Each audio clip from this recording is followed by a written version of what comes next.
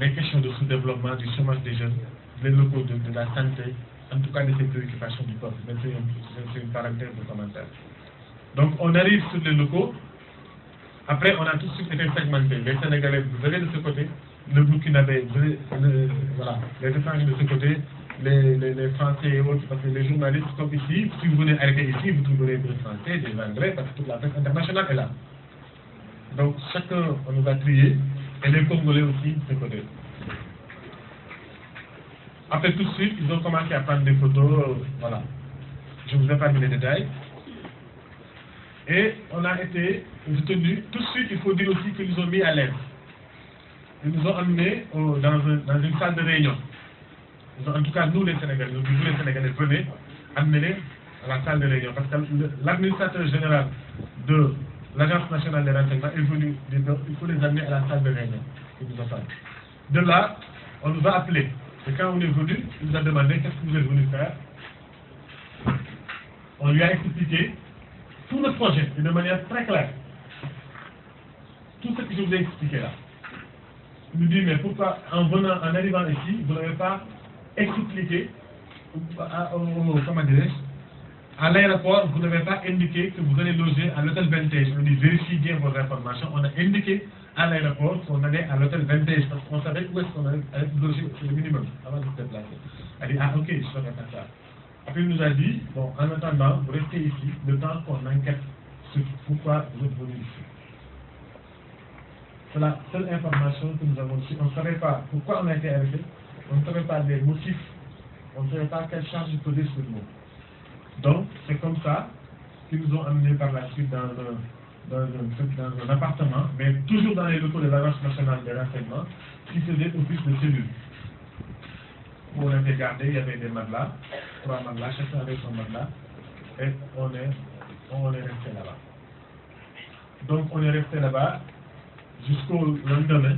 On n'avait pas aucune information jusqu'au lendemain. Moi-même, on a pris la peine de demander au directeur, à l'administrateur général de l'Agence nationale de renseignement, on lui a demandé qu'est-ce que vous nous reprochez.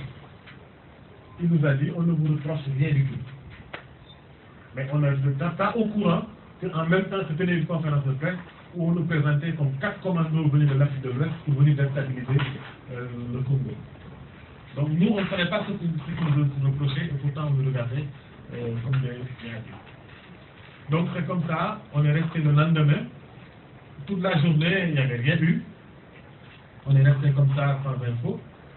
Et c'est tard dans la soirée que le consul du Sénégal, en tout cas le fils de la consul, Ibrahim Timbo, et aussi Maître Charles, sont venus nous voir pour nous apporter à manger.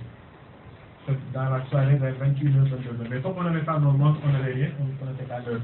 En tout cas, c'est dans la soirée qu'il est venu nous dire que les autorités sont en train de travailler sur le dossier, rassurez-vous. Il nous a amené à manger, on a mangé, et après on est retourné dans nos lieux de détention. Jusqu'au 48 heures après, donc le mardi, c'est le mardi qu'ils ont commencé à nous appeler. Bon, en attendant, ils avaient confisqué nos téléphones et tout, et ils nous demandaient aussi l'accès à nos mails pour pouvoir vérifier ce qu'on dit. Nous, on a aussi dit, il n'y a pas de problème, on vous donne tout, vérifier comme vous voulez, on n'est pas venu faire une activité subversive. C'est ça la réalité. Donc le mardi, ils ont commencé les enquêtes, ils nous ont auditionnés, on est revenu sur tout ce qui s'est passé. Ils nous ont posé des questions du genre, c'est quoi Y'en a marre, etc. Est-ce que Y'en a marre s'adresse à la jeunesse ou Y'en a marre s'adresse au chef d'État? D'ailleurs, pour la petite anecdote, on a dit, est-ce que Ebola est un chef d'État? Parce que Y'en a marre s'est attaqué au phénomène Ebola. Est-ce que Ebola aussi est un chef d'État? Donc on s'attaque à tous les maux de nos sociétés et on assume que si on identifie quelqu'un comme un fossoyeur de démocratie, nous n'hésitons pas aussi à le combattre de la manière la plus ferme. Donc c'est comme ça et on est resté, parce qu'ils ne vous disent pas ce qu'ils vous reprochent. Et donc dans la journée du 18 on n'avait pas nos montres, on ne savait pas l'heure. Donc disons vers 15 heures, ils sont venus nous dire, vous avez vos téléphones, ça veut dire que vous êtes libre.